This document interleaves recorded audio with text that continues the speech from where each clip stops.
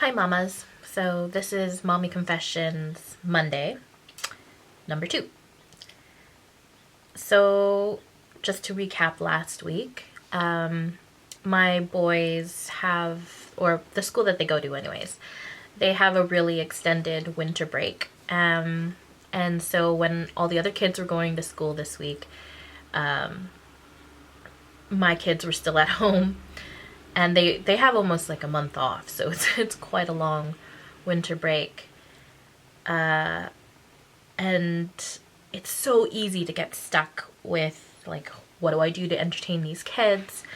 And for me, a lot of the times, well, you just fall back on screen time, and I know that's not good, and I know it's just not the best thing for kids in their mind and their development and stuff.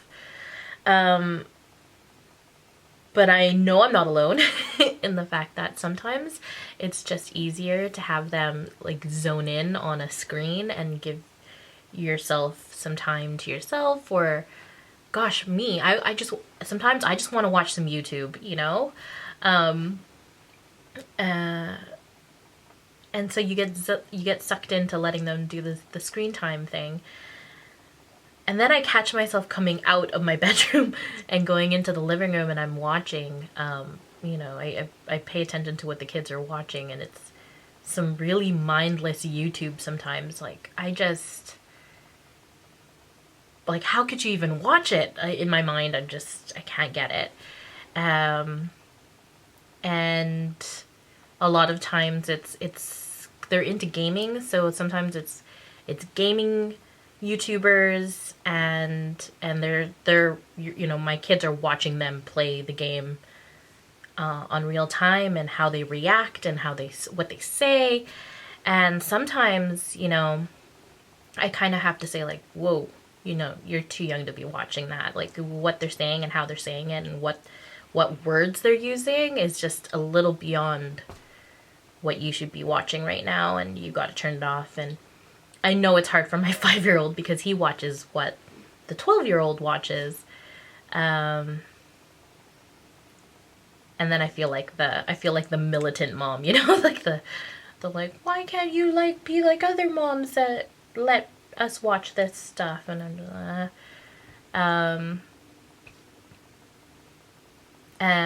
but it kind of brings me back to my childhood, and I'm sure, I don't know if it's for everybody, and you guys could just let me know if you kind of had a similar background, childhood. But like, half the things my kids say to me, I would never, ever, ever, ever say to my parents.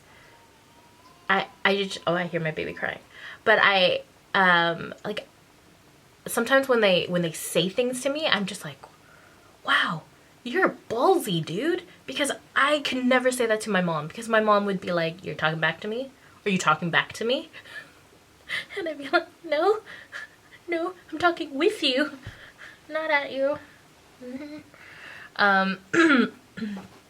And when my oldest, when he was 5 years old, I remember sitting literally in this exact chair in the living room, and he was in his bedroom, and he had the door closed, and I was calling him, and I was calling him, and I was calling him, and finally I walked closer to the door, his door, and I said, Tristan, and I opened the door with Tristan. I was like, why don't you hear me? I'm calling your name. And he looked at me, 5-year-old Tristan. He just looked at me and he said, because my ears aren't as big as your mouth. And he shut the door. And my first thought was like, woo, child, if I was more traditional, we would be having a different outcome right now. Instead, I walked back here to this exact same spot, and I laughed my face off. And then I called my husband and I said, you will not believe what Tristan just said to me. And we laughed and laughed and laughed and laughed, so much so he told like everyone in his department what he said, and like rounds of laughter all over the place. But gosh, like, I don't know, am I alone in that? If I said that in front of my mom, woo, she would have like back smacked me and then front smacked me. I I just don't know. Like, I don't know. And I used, you know, like the things that your parents used to say to you, and I kind of vowed I would never say that to my kids. Like, oh, when I have kids, I'm never gonna say that. I'm never gonna say that. What do? I say it. Like, my mom was like the queen of using guilt as a tool to get her kids to do things. And she used to say things, she used to say, one day when I'm dead, you're going to wish you listened to me. Or she would say, when I die, you're going to cry because you wish you treated me, or because you would have wished you treated me better. And I used to think, wow, I feel like the poo under your shoe. Like, I feel so bad. And I remember thinking, when I have kids one day, I will not use guilt as a tool. I will never say that to my kids because I felt so bad. Oh, and so Tristan was like on this warpath of attitude, and from the moment he woke up to everything that came out of his mouth was either a negative comment, a complaint of some sort, and super, super self-centered. Like, and I remember, I can't even exactly remember what I was saying, but I was saying something, and he's really good with his words. He can say like he could say something in the most sharpest way possible that it puts that impact of pain out there. But he said something, and I heard the words coming out of my mouth, which was, one day when I die, you're gonna cry for the way you treated me. What? Oh my god. What am I doing? And I'm pretty sure I might have said it again one more time, but you know, when you go out of the haze of anger, when you're out of that haze of like, ooh, like, ooh, when you're out of that haze, you look back and you think, holy crap, did I just say that? Did I just, like, say what I vowed I would never say to my kid? And I said it. And I guess part of it is just like, you have to give yourself some grace. You have to give yourself some kindness, because you're not perfect, and you're not always going to be that perfect person. You're not, period. You're just not going to be perfect. And it's so easy to like feel bad about yourself because you hear other parents who say things like, oh, I never yell at my kids. Oh, you know, when they're having a moment, we just sit together and we talk about it, and we talk through the meltdown, and that's just not me. I just don't have that. I wish I had that gene, I guess, or that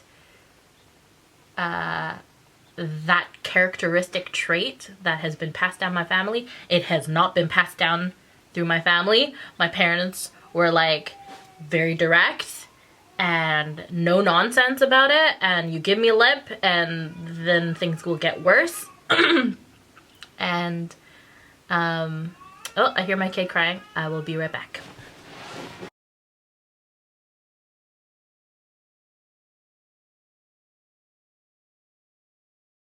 And I'm back, and I have Tegan with me.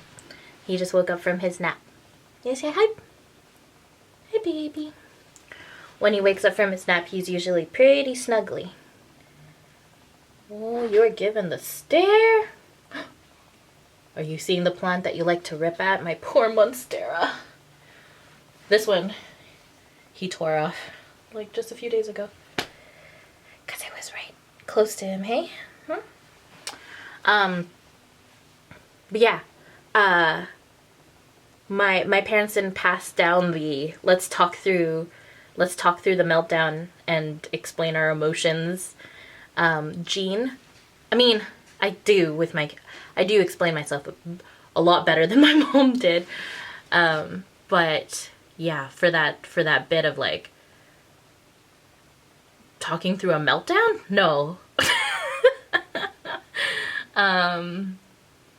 my mom was the oldest of 12 children, and so it was like she was a mom by the age of 5. Like she was taking care and helping her mom and getting the kids ready for school and helping with the meals. And so her childhood was just, was raising kids. That was what she did. And by the time she had me and my brother, and she was in her mid to late 30s, by the time she was having me and my brother, she had just like a no-nonsense approach. And I swear, she was telepathic, she was psychic, it was like she could move shit with her mind too. Like, she's a big woman. She was a big woman.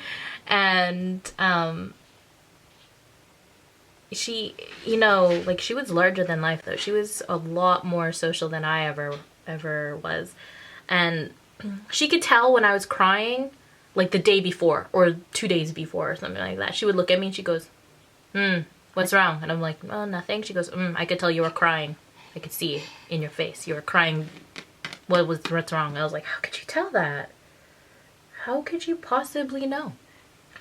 Or one time, my friend and I, we were hanging out. We said we were at the library, and then, but we went downtown. And we bussed downtown and we were hanging out and trying to shop downtown and stuff. And then we were coming back and my mom phoned me. And I told her we were on our way back home. And she heard the SkyTrain. Like, next stop, Patterson, or whatever. I don't know what the thing was, but it was very distinctly the SkyTrain. And I like ended the call and I was like, oh my gosh. She heard the SkyTrain. I know she heard the SkyTrain. And so we were busing back and she was gonna walk me back to my house. Like, we bused back together. And I was like, oh, I know what I'll do.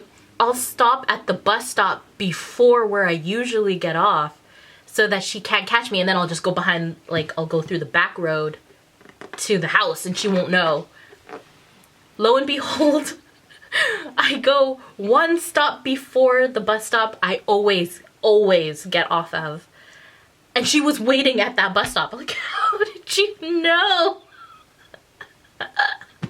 And she had this look, which was like, I'm not mad, but it was in her eyes. But I'm so mad, you're gonna get it when we get home. But we're in public, so we're just gonna hold this, put a pin in it, till we get home, and then I'll put a pin in you. It was just like all in her face. And I remember looking at my friend, and my friend was like, okay, bye, Sad, bye. And I was like, no, don't leave me, don't leave me. Walk me to the door. She's like, no. And I was like, please walk me to the door. And so my mom walked ahead of me, and I was walking, and I was like death row. I was like, oh, I don't even get last meal.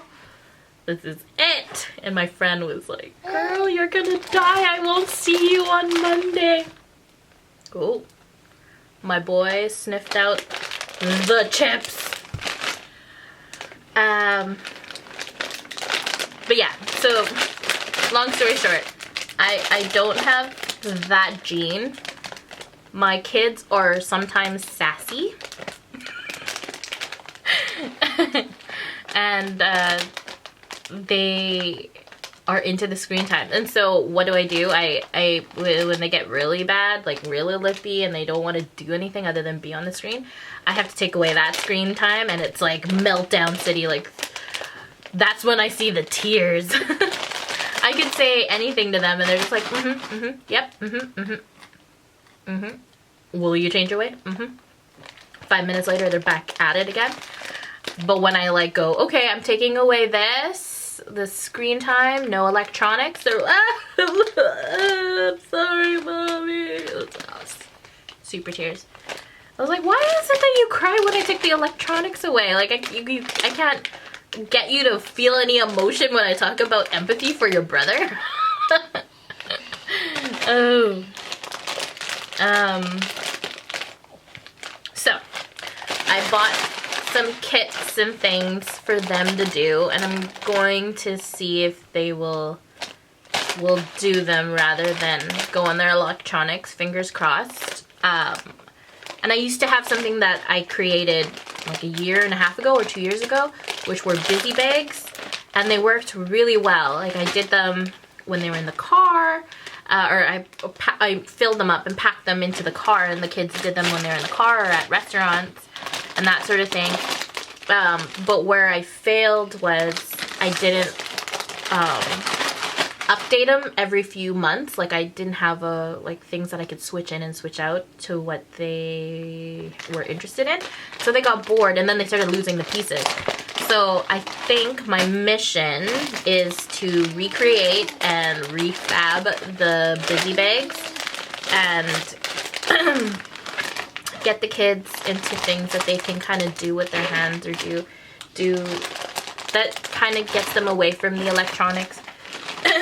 And then having a little more control over how much electronics they do and that. Another thing that I'm going to say, because it's on my mind and it's been on my mind a lot lately, is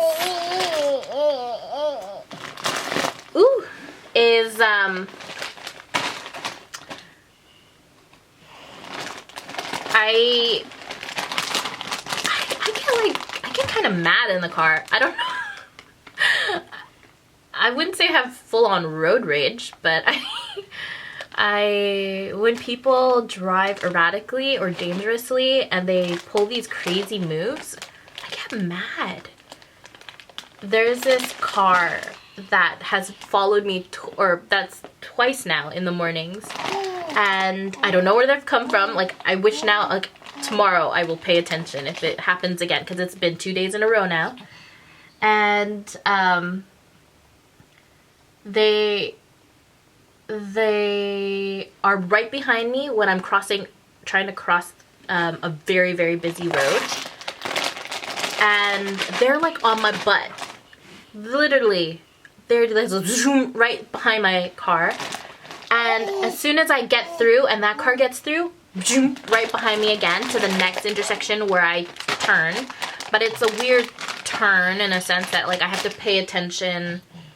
Like, no pedestrians are gonna walk or cut the corner or any of that stuff. And sometimes there's a bus and I can't see the cars behind the bus, so I kind of have to, like, edge out or look or wait, those sort of things. And again, like, the days of me taking stupid risks in the car are long gone, because I have kids now and I can't just be like, oh, sorry. I mean, I would put myself in danger, but I wouldn't put my kids in danger, right? Like, I can't make those stupid moves. And so when I turn and that car turns behind me, he, like, zooms, like, and then he's revving his engine and he's, like, zooms past me and, like, cuts me off and weaves in and out. He's, like, you know, he's that kind of a driver. And it's twice now in the mornings that this has happened. I haven't been able to see his face, but I was telling my oldest son, I said, if this happens again tomorrow, I will stop the car at the intersection. Before I go into the intersection, I will pop out of the car and I will have a talk with this man. And he was like, really? Like, seriously? You'll do that? I said, well, yeah. Because it's not safe and it's not okay. He's like making me want to push out into traffic ahead of schedule when I shouldn't, because it's not safe. Yeah. You tell him. I should get you a bib. Oh. Anyways, so that's my confession. I'm an angry driver. When things happen around me that other cars are taking horrible risks and they're putting the lives of other people in danger, then I become angry in the car. And, like, a small story, when when Tristan was little, he was probably like 3? I think he was 3. And he was strapped in the back, it was just me and him, and I was driving through Kerrisdale, and a car out of nowhere just, like, peels out from their parallel parking situation. No signal, no nothing, just right into the road, and I had to hit the brake. And I said, and I'll just cover his ears. And I said, fucking hell. And and I honked my horn at the same time when I said that, fucking hell. And my son, he heard another car honk, and he went, fucking hell. And I like got all, what? I got choked, really. Because you hear it from the babe's mouth, and it just sounds worse than when I say it. And I said, you know, Mama used that word and she shouldn't have, and the reason why she used it is because she couldn't think of a better thing to say, like a better word, and that's Mommy's fault. So how about from now on we think of something better to say? And he said, how about, oh, cherry pits? And I went, oh, perfect. Let's say, oh, cherry pits from now on. And he'd say, like, he was in the car and he dropped something. And he went, oh, cherry pits, I dropped something. And then I went, oh, no. You know, like, and we continued on to this, like, for months. Just, oh, cherry pits. And I was totally fine with it. I was like, you know, we came up with something better to say. That's perfect. Yes. Until my cousin, who doesn't have kids, I explained what happened because he heard Tristan say, like, oh, cherry pits. And I said, oh, see, we say that instead of swearing because it's, you know, it's more appropriate and blah, blah, blah. And my cousin goes, yeah, but you do know he's actually saying fucking hell. You just inserted, oh, cherry pits.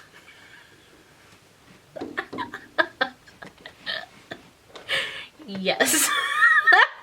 And so then I couldn't not think it every time he said, oh, cherry pits. He's just saying, oh, fucking hell. And that's my mama confession Monday. Bye.